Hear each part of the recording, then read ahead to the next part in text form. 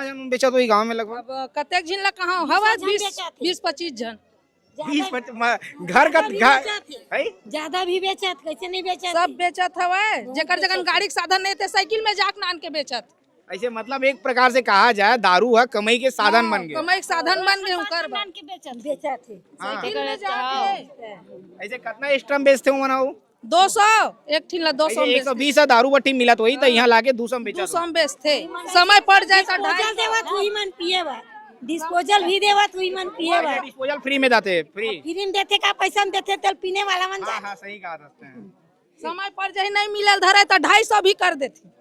हाँ हाँ 250-300 करके बेचते। ऐसे दारू बट्टी जे दिन बंद रही थे ते दिन वो रेट है बढ़ जाते रेट सब बढ़ जाती। ऐसे हाँ दारू कला हो का नशा बेचा थे? गांजा बेचा थे, गोली भी बेचा थे, छोटे छोटे लड़का मन जाग पिया थे। छोटे छोटे लड़का मतलब हाँ ये दत्ती बड़ बना है इधर। मतलब युवक मन है जो है 50 सका है उसना मन जाग पिया थे खा थे। हाँ हाँ तो तुमन हाँ तुम्हारा तो ये चीज के विरोध करना चाहिए ना, पहले ही कर लेना। करथन कई डरे कई साल हो गए उसने। कौन कौन झगड़ा करते तुम? लड़का जे पिए रही थे मन बकरबाजी करते, पिए थे मन है।